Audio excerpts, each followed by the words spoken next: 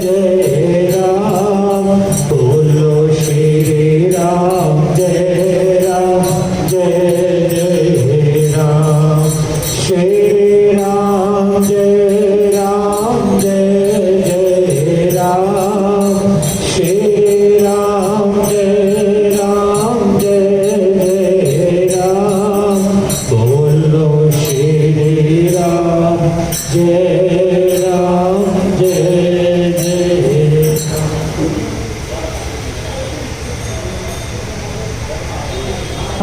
श्लोक राम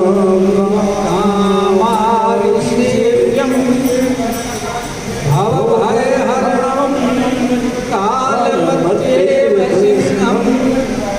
योगीन्द्रं ज्ञानगम्यं गुणनिधं अजितं निर्गुणं निर्विकारं मायातीतं सुरेशं खलवधनिरतं ब्रह्मवृन्दैकदेवं वन्दे गङ्गावतातं सरसिजनयनं देवपुरशीशरूपं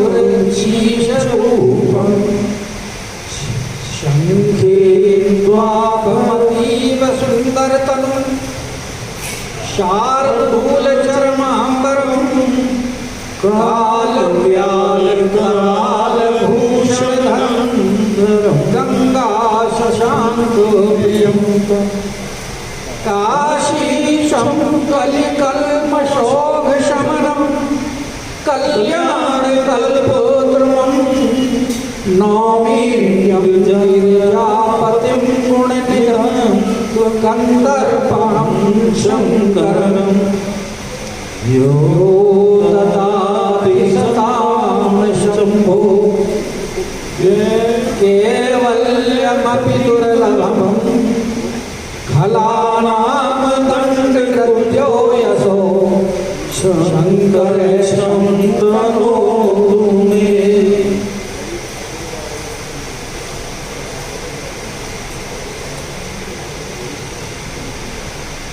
लवलेश परमाणुजुग वर्ष कल्प सर्जन भजसि नमति राम को काल जासु को दंड सिंधु वचन सुनि राम सचिव बोले प्रभु बस कहो अब विलंब के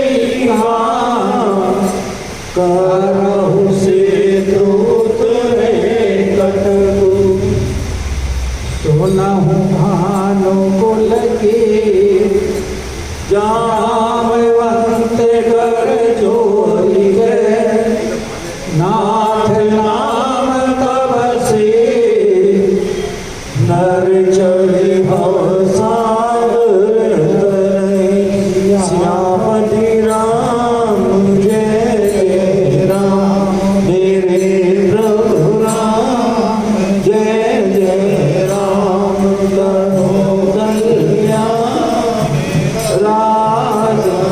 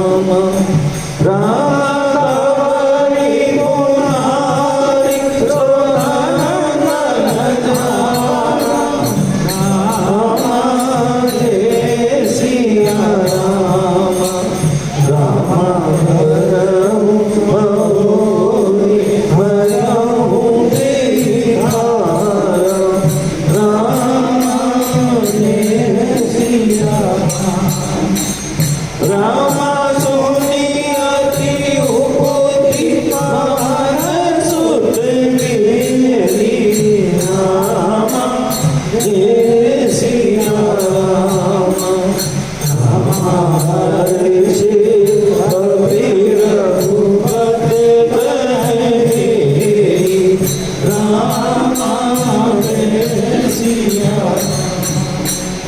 राम राम कहा बोले तो भाई रामा जय सिया राम रामानंदी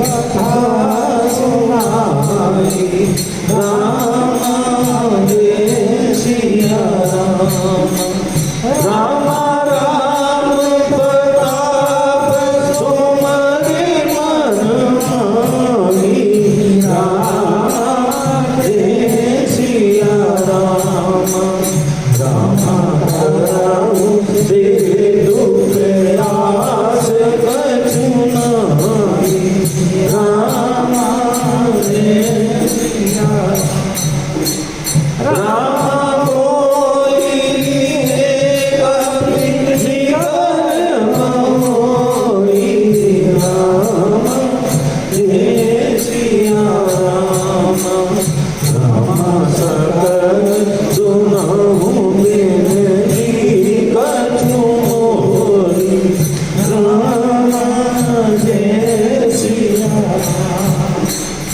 राम राम चरण पंकज उरहु रामा जय सिया राम राम बहुत एक मानु बिगड़हु रामा जय सिया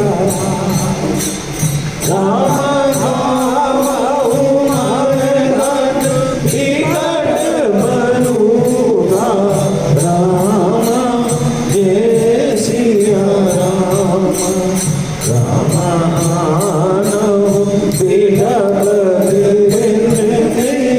जूधा रामा जय सिया राम राम सुनी कपि मालु जले करि पूरा रामा जय सिया राम रामा जय रघुवीर प्रताप समूह रामा जय सिया राम राम मंगल भवन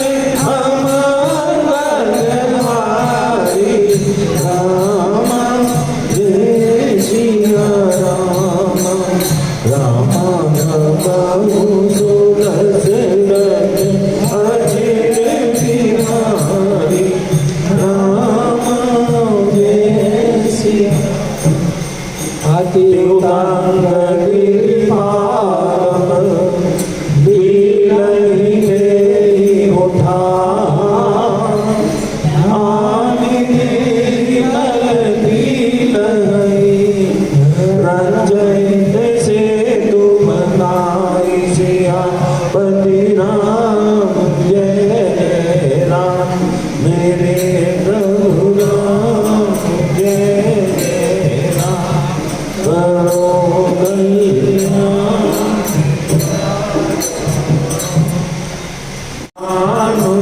हनुमान सीता माधवी श्रुत कीरति गुणगान चारों भुवन चारों रतन तुलसी करत प्रणाम राम नाम दिसि जानकी लखन दायिने हो जान सकल कल्याण तुलसी हो बंदहु तुलसी के चरण जिनकी नो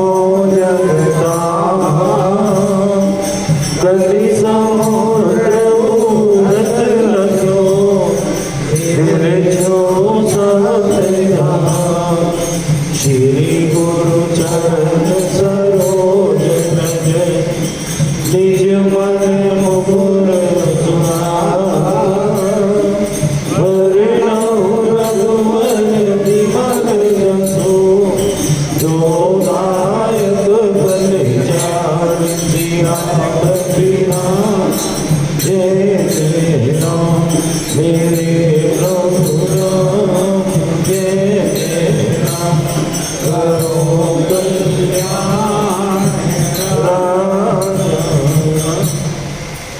नवनिवेश परमानुज वर्ष कर सब भज सिन मन की राम को काल सुको नंद सियापति राम जय जय राम मेरे प्रभु राम जय जय राम करो कल्याण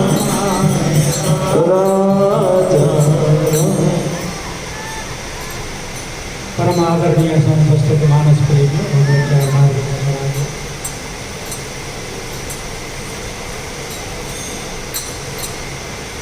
सुंदरकांड का समापन हो चुका है। आपने उत्सव भी मनाया, तालाब में आए तो हमारी तो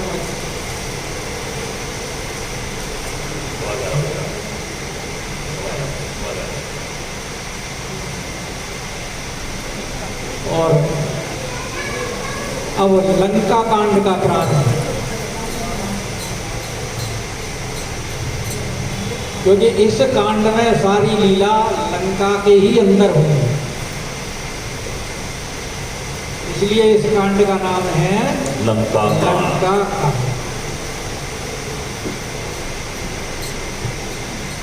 वाल्मीकि जी ने इस कांड का नाम युद्ध कांड रखा, क्योंकि अब युद्ध का प्रारंभ होने वाला है।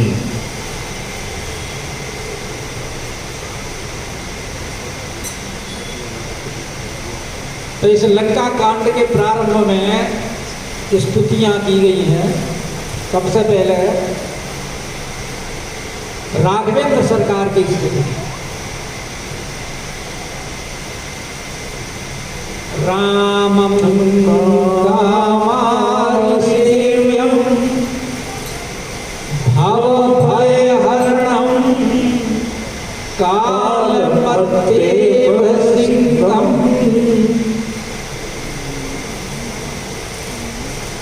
सबसे पहले सरकार का नाम ही लिया गया है, रामम। रामचरितमानस चरित्र भी इनका है, लेकिन राम है कौन? निर्गुण और सगुण दोनों रूप से हैं। नाम से निर्गुण रूप से और अवतार लेने से सगुण रूप से।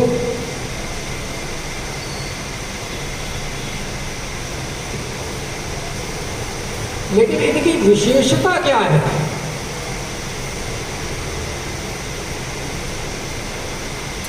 विशेषता के लिए कहते हैं कामारी सेव्यम।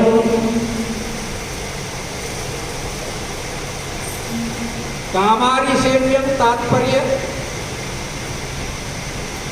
कामारी मतलब काम के शत्रु द्वारा सेवित।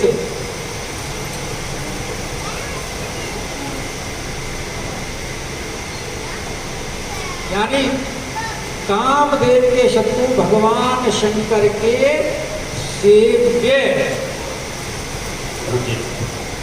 पूजित। राम जी कौन है? जो शिव जी के द्वारा जिनकी आराधना की जाती है।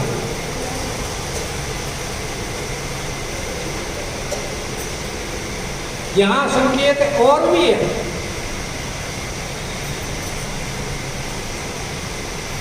कि भगवान की आराधना वही कर सकता है जो काम का शत्रु हो, काम के ऊपर जिसने विजय प्राप्त कर रखी है।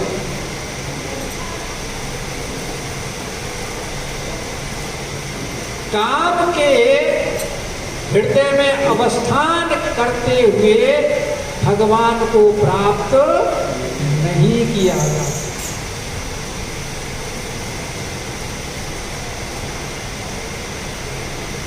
भगवान को प्राप्त करना है तो काम को जीतना हो।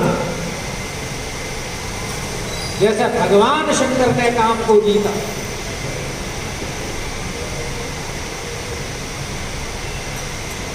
क्योंकि जहां राम तह काम नहीं, और जहां काम नहीं राम, तुलसी के कहूँ रही सके, और रवि रजनी एक नाम। भाई कभी ऐसा होता है कि रात्रि भी रहे और सूर्य भी निकलता रहे, संभव है क्या? नहीं है। ऐसे ही काम भी रहे और नाम भी रहे, राम भी रहे, असंभव। इसलिए यहां कहते हैं राम कौन? कामारि सेव्यम।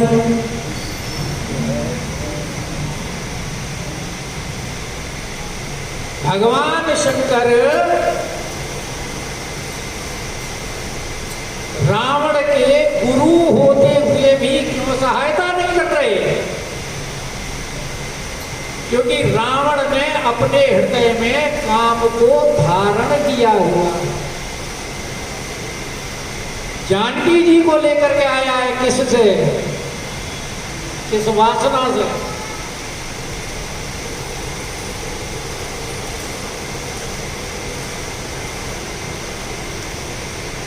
सुंदरकांड में तो शुरू में ही जब रावण गया है तो क्या कहा है उसने जानकी जी से?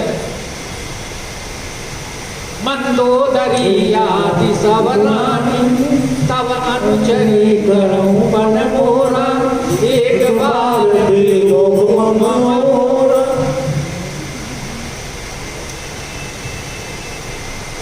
और भगवान शंकर भी दुखी है रावण से।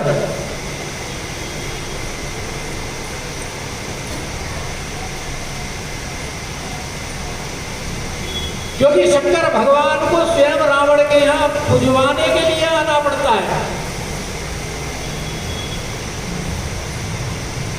अब ऐसे नालायक चेले का क्या करें?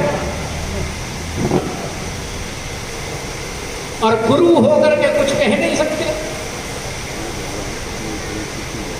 तो फिर भगवान ने क्योंकि 10 सिर से उनसे आराधना की तो 11वां भगवान शंकर जी हनुमान जी के रूप में उसका नाश करने के लिए राम जी की सेवा के लिए अवतरित हुए। क्योंकि राम जी उनके सेव्य हैं कि राम कामारि सेव्यम।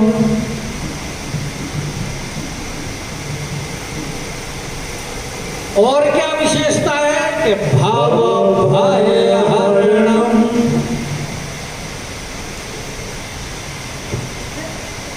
भाई संसार में सबसे बड़ा भय जो है वो आवागमन का, भवसागर। इससे बड़ा दुख कोई नहीं।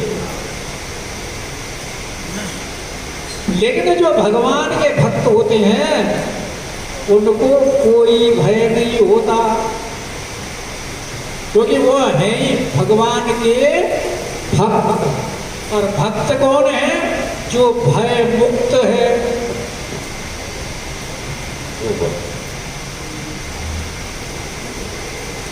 क्योंकि संसार के प्रति उसकी कोई कामना वासना नहीं है। है तो सांसारिक विषयों में लिप्त रहने से ही होता है।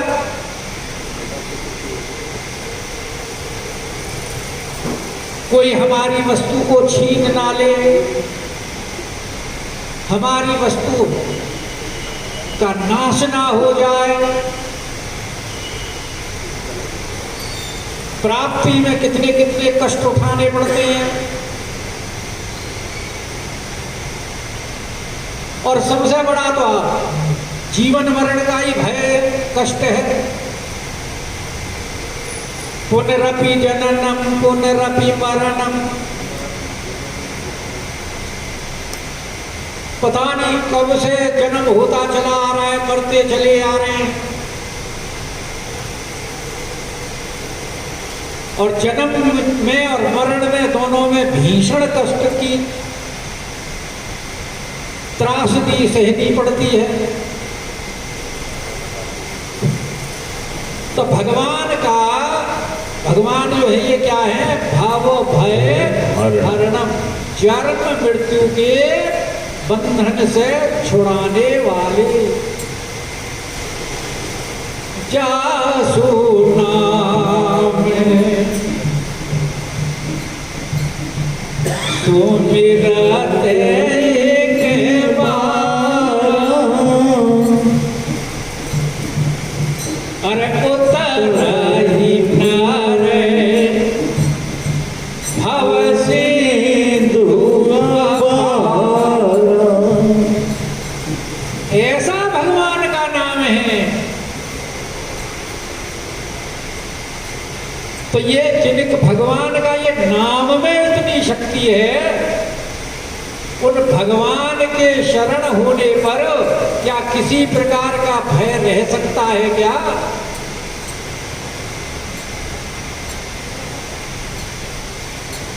अरे भाई, काल भी उनके नजदीक नहीं आता, दूर दूर रहता है।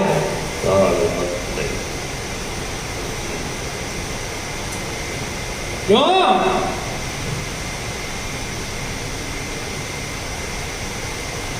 कि ये कौन है? काल मर्ते भृसिंघम। काल की उपमा किसके द्वारा दी गई है? मस्त हाथी के लिए।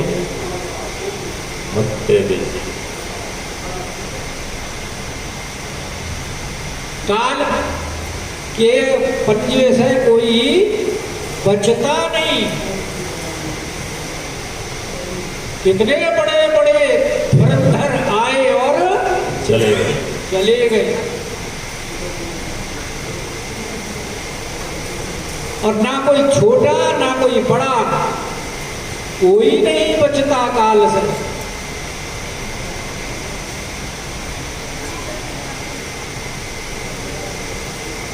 लेकिन ये भगवान उस काल के लिए भी, काल रूपी हाथी के लिए भी सिंह है। काल मत्तेव सिंहम।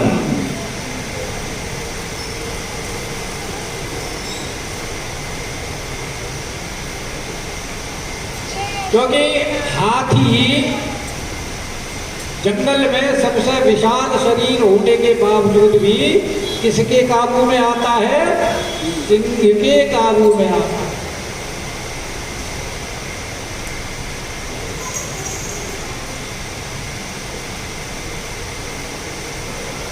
और वैसे भी काल होकर काला,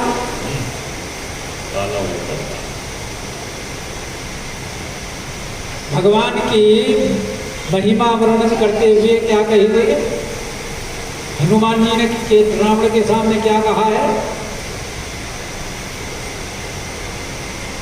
जब भगवान के बारे में पूछा तो कहा ना कि ये है कौन?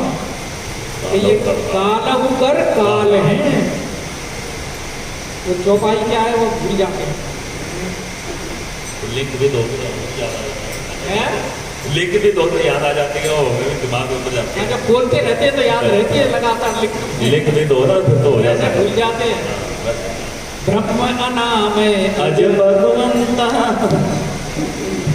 आदि अनंता, देव देव हितकारी, कृपा सिंधु मानस दरबार, जन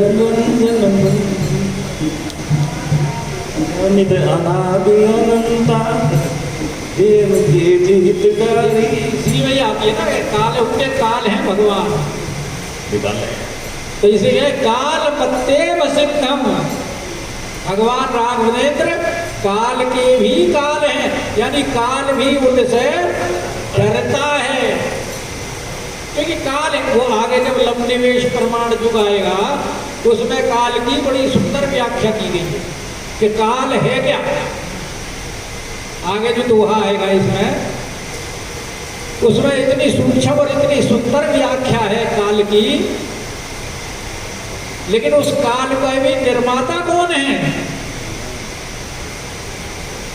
भगवान के ही द्वारा तो है। और कहते हैं योगींद्रम,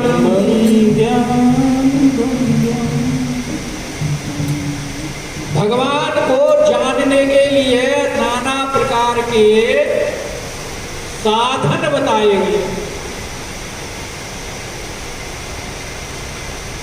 और बड़े कष्टदायक साधन हैं वो। जैसे महर्षि पतंजलि ने योग का साधन बताया है, लेकिन योग साधन करके भगवान को आप जान तो सकते हो,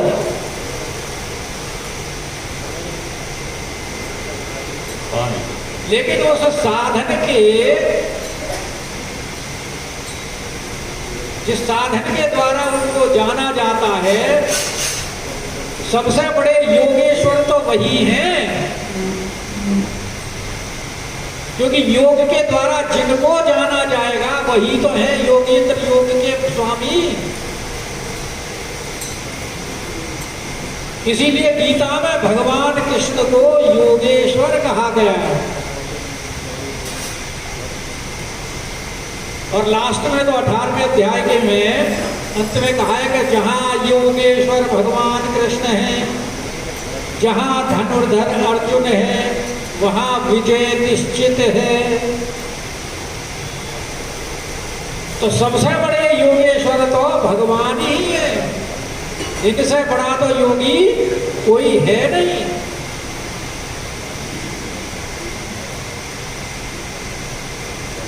योग साधना में तो बड़ा कष्ट है, क्योंकि आप आजकल हमारे बाबा रामदेव योग के बारे में बड़ा प्रचार करते हैं, लेकिन वो उसके सीमित दायरे के जो बाहरी अंग है उसके ही बारे में बता रहे हैं। जैसे प्राइमरी स्कूल में बच्चे को तैयार किया जाता है, गे सिखा करके,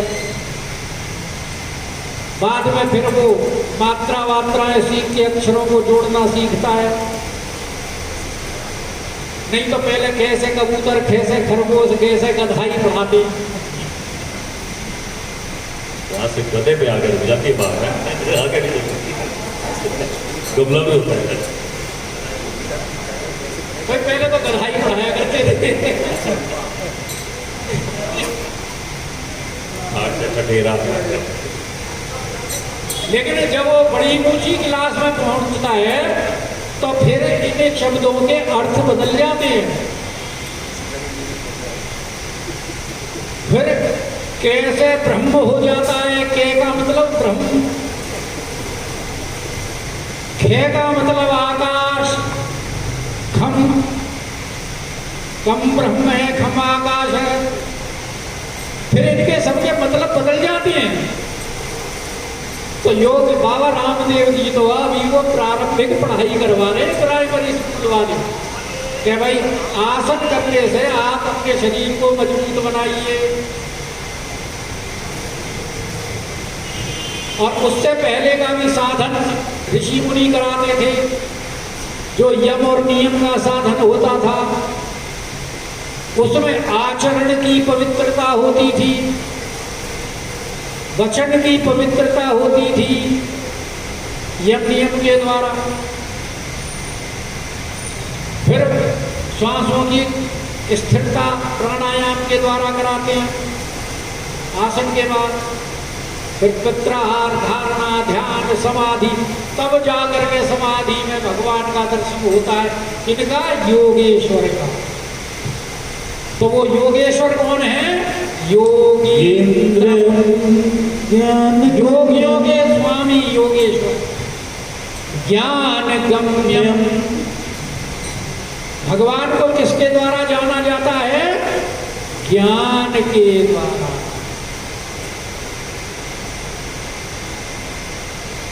अज्ञानी भगवान को नहीं जान सकता। भगवान को जानने के लिए ज्ञान की, क्योंकि और सबसे अखंड ज्ञान तो एक परमात्मा ज्ञान है अखंड, एक सीतावर। जीव ज्ञान के द्वारा उसे जानता तो है, लेकिन जीव का ज्ञान अखंड नहीं होता। अगर जीव का और ब्रह्म का ज्ञान एक रस हो जाए तो जीव में और ब्रह्म में कोई भेद ही नहीं रहे। जीव ही ब्रह्म ही भेद कहु कस। तो अखंड ज्ञान कौन है? राघवेंद्र सरकार, और उनको जानने के लिए ज्ञान की आवश्यकता है। ज्ञान गम्य है,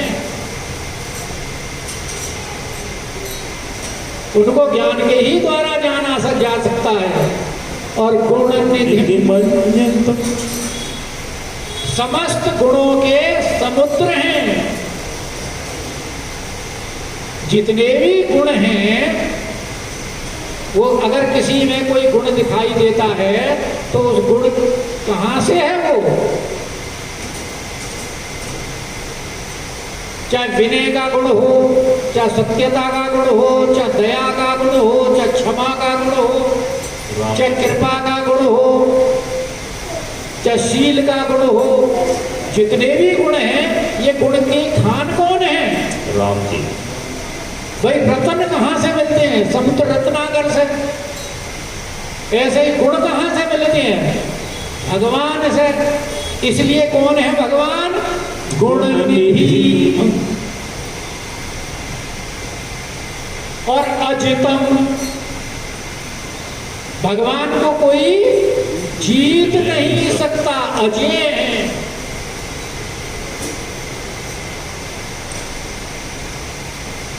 कितने कितने विशाल महाकाय और इतने इतने वर प्राप्त करके राक्षस अपने आप को ये समझते थे कि अब हम हो गए अमर।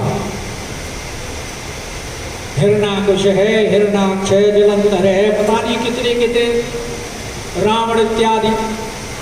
ये क्या अपने को ये अजय मानते थे, लेकिन क्या भगवान को जीत सके?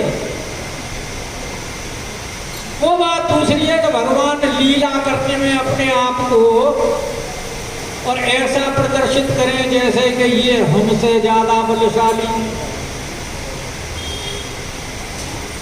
अब जैसे भगवान नागपाश में बंध गए इंद्रजीत के द्वारा,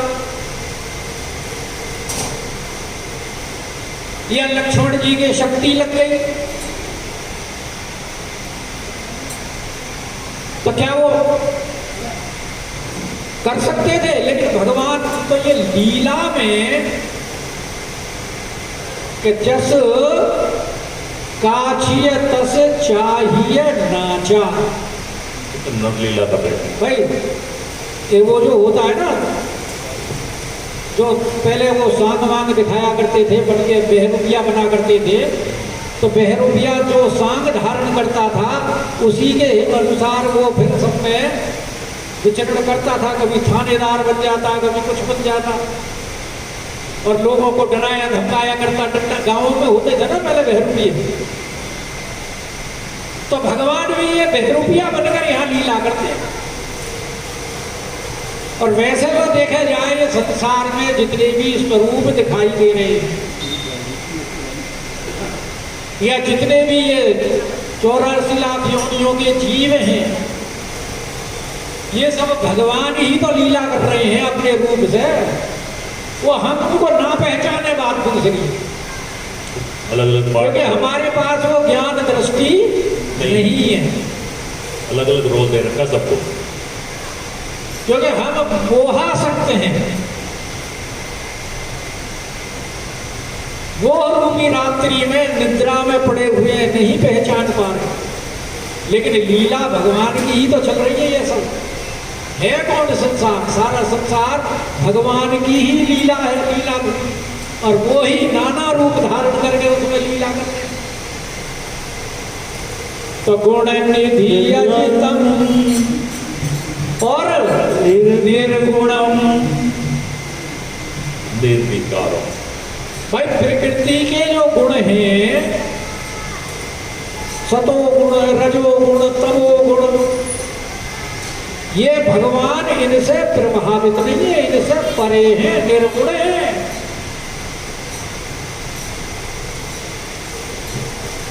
क्योंकि ये तो माया के गुण हैं, और माया किसकी है? भगवान की दासी, और भगवान है स्वामी। तभी तो कह रहे हैं कि ये माया मेरी है। देवी हेषा गुणमयी मम माया दुरत्यया, और निर्विकारम, भगवान के अंदर कभी कोई विकार होता ही नहीं। भगवान षट विकारों से रहित हैं। भाई काम, क्रोध, लोभ, मोह, मत्सर इत्यादि ये तो जीव के गुण हैं। विकार जो है ये तो जीव के विकार है, भगवान के थोड़ी है।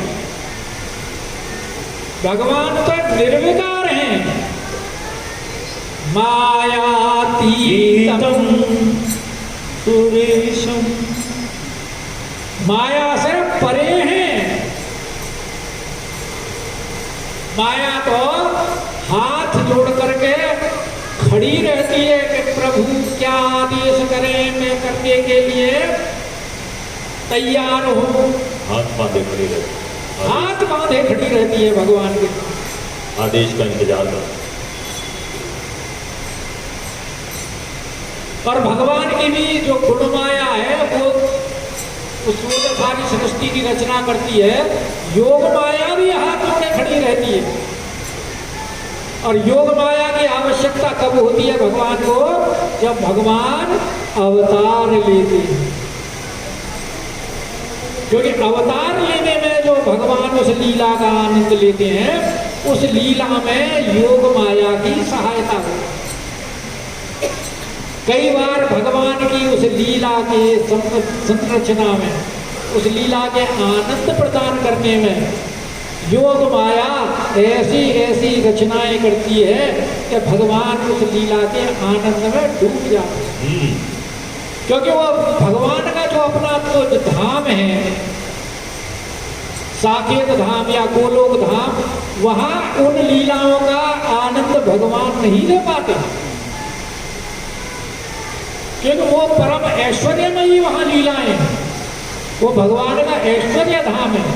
और जो माधुर्य लीलाएं हैं वो भगवान के अवतार लेने के समय में योग माया के माध्यम से जो माता पिता के द्वारा पुत्र का सुख का जो आनंद होता है वो तो अवतार में ही लिया जाएगा। वहां कैसे लेंगे उसका आनंद? तो माधुर्य का आनंद तो ये यहाँ लीला में योग माया के माध्यम से लिया जाता है। वैसे भगवान मायातीत हैं, सुरेशम, और देवताओं के स्वामी हैं। भाई देवताओं के ही लिए तो भगवान सारे अवतार लेते हैं उनकी रक्षा के लिए। वो ब्राह्मण देवता इनके हित के गो ब्राह्मण हिताय छे, और खल वध निरतम, भगवान दुष्टों के वध में तत्पर रहते हैं।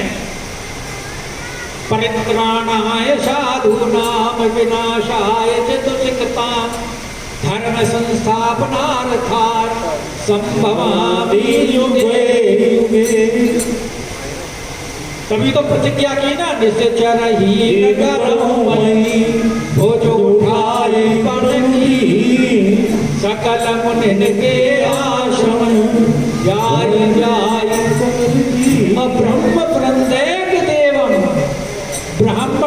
के एकमात्र रक्षक भगवान ही है। वंदे कंदावतारम सरसिज नयनम, और जल वाले मेघ के समान सुंदर श्याम रंग के हैं भगवान। जैसे बरसात ऋतु में जब काले काले बादल आते हैं तो गर्मी से जो तपित होते हैं,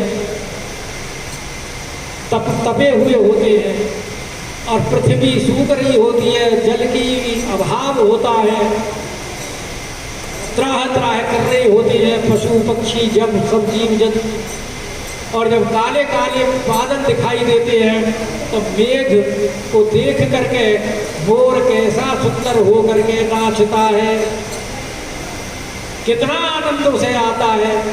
तो ऐसे श्याम रंग के भगवान का जब भक्त लोग दर्शन करते हैं तो उनका भी मन मयूर नाचने लगता है। मन मयूर, मन उनका क्या बन जाता है? मयूर। तो ऐसे वो क्या है? वंदे कंदावतातम सरसिज नयनम, और नेत्र कैसे? कमल के नेत्र वाले, देव मुरलीश रूपम, और जो भगवान राजा रूप में पृथ्वी पर जो अवतरण हो रहे हैं, क्योंकि भगवान के राजा रूप के ही दर्शन करना भक्त लोग राजा राम जानकी रानी, अरे आनंद अवध अवधि रजधाम, ऐसे राम जी की मैं वंदना करता हूँ। बोलिए राजा रामचंद्र महाराज की। बाकी कल बोलिए राजा रामचंद्र